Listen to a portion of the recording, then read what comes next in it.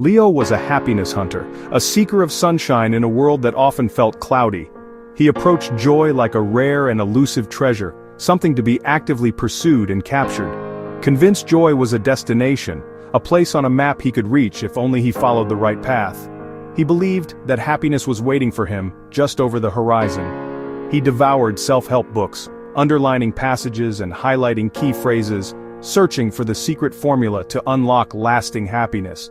He treated these books like instruction manuals for the soul. He filled gratitude journals, meticulously listing everything he thought he should be thankful for, hoping to manifest more positivity into his life.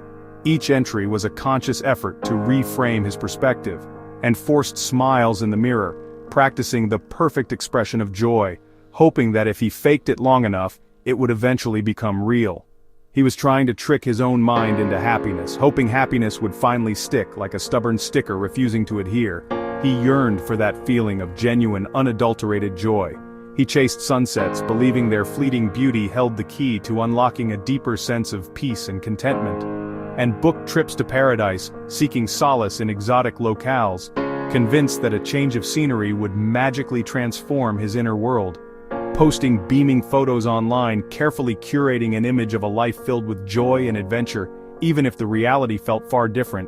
Collecting likes as proof of a life well lived, seeking validation from strangers to fill the void within. Each notification was a temporary boost to his self-esteem, but as the sun set, casting long shadows and painting the sky with hues of orange and purple, emptiness crept back in, a familiar and unwelcome guest, reminding him that his efforts were ultimately futile.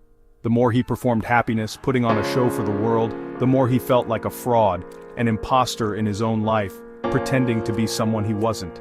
He was exhausted, both physically and emotionally, surrounded by sunshine but feeling only his own shadow, a constant reminder of the darkness he couldn't escape. Despite collecting every supposed ingredient for happiness, the experiences, the possessions, the accolades, the recipe never worked, the formula remained incomplete, and the promised joy remained elusive. He watched others' vibrant digital lives filled with seemingly endless joy and excitement, and wondered why he felt so lost, so disconnected from the happiness that seemed to come so easily to everyone else. Leo's relentless pursuit left him stranded, lonelier than ever, isolated in his quest for a happiness that seemed perpetually out of reach. Questioning where he'd gone wrong, replaying his choices and searching for the misstep that led him to this point. He had tried so hard to find the light, to grasp onto something that would illuminate his path, only to end up more lost in the darkness, further away from the joy he so desperately craved. The chase for happiness had become his greatest source of sorrow, a cruel irony that left him feeling defeated and empty. Why does chasing happiness leave us emptier? It's like squeezing water. The harder you try, the more it slips away. When happiness becomes a checklist, every moment is judged. Am I happy yet? This constant self-monitoring breeds anxiety and disappointment. We start fearing sadness, treating it as a flaw to be fixed. But emotions are messengers, not enemies. By ignoring them, we deny ourselves real understanding. True contentment is found in stillness, not in a frantic chase. When we obsess over happiness, we miss the small joys of the present. The pursuit itself becomes a heavy burden, a forced smile masking our struggle. Social media amplifies the happiness chase, showing us only highlight reels, perfect vacations, dream jobs, flawless relationships. We compare our messy reality to these curated illusions and feel inadequate. Society tells us to always be happy, to hide our struggles. The self-help industry promises happiness as a product, blaming us if we fall short. This pressure convinces us happiness is easy, if we just try harder. When the formula fails, we blame ourselves, not the system. We're left striving, comparing, and feeling broken, trapped in a cycle of inadequacy. All the while, another perfect smile is just a swipe away. It's a hall of mirrors distorting our sense of what's real. The happiness paradox. It's a concept that seems counterintuitive, almost like a riddle wrapped in an enigma. But this paradox plays out in our everyday life, shaping our experiences and influencing our perceptions. It's woven into the fabric of our routines. We hype up birthdays or New Year's, building anticipation for these monumental occasions. We become desperate for peak experiences, chasing that ultimate high, that perfect moment.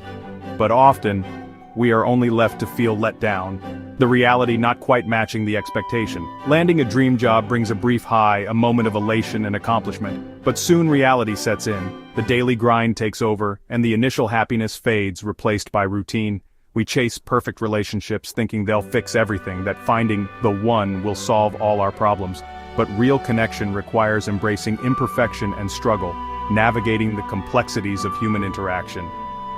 Even hobbies become stressful, losing their joy and becoming another source of pressure.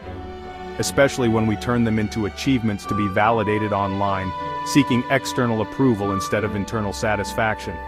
The more we try to force happiness, the more we grasp at it, the more elusive it becomes. The more it slips away like sand through our fingers, leaving us empty-handed. We strangle the joy out of life by turning it into a goal, a task to be completed, a box to be checked. Real happiness is found in the process, not the outcome, in the journey, not the destination. When we let go of the chase, when we stop striving so hard, when we allow ourselves to simply be, we rediscover genuine moments of contentment, those small, quiet joys that make life worth living. The paradox. Seeking happiness too hard often leads us further from it, pushing it away with our very efforts. If chasing happiness fails, what's the alternative? It's about shifting focus, building a life where happiness can land, rather than hunting it down. Acceptance is key, allowing ourselves to feel the full range of emotions without judgment. Mindfulness helps us notice the small wonders. The taste of coffee, the sound of rain, the warmth of sunlight. These moments aren't grand, but they're real and accessible. Instead of chasing happiness, pursue meaning and purpose. A meaningful life includes struggle, but also deep fulfillment. Be gentle with yourself. Embrace self-compassion and let go of harsh self-criticism. Learn to sit with discomfort and ride the waves of emotion. It's not a race, but a practice of presence and kindness. In stillness, we find the peace we've been chasing. The journey isn't about finding happiness as some elusive destination, but uncovering it layer by layer in the beauty of ordinary life. It's about recognizing the joy that already exists around you, waiting to be noticed.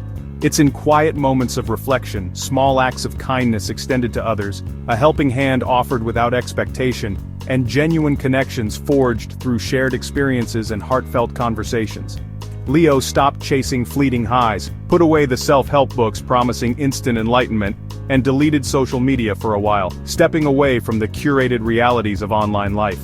He took slow walks in nature, without a destination in mind, noticed sunlight filtering through leaves, creating patterns of light and shadow on the forest floor, reconnected with old friends, sharing laughter and stories that rekindled cherished memories, and painted for himself, not for recognition, but for the pure joy of creation.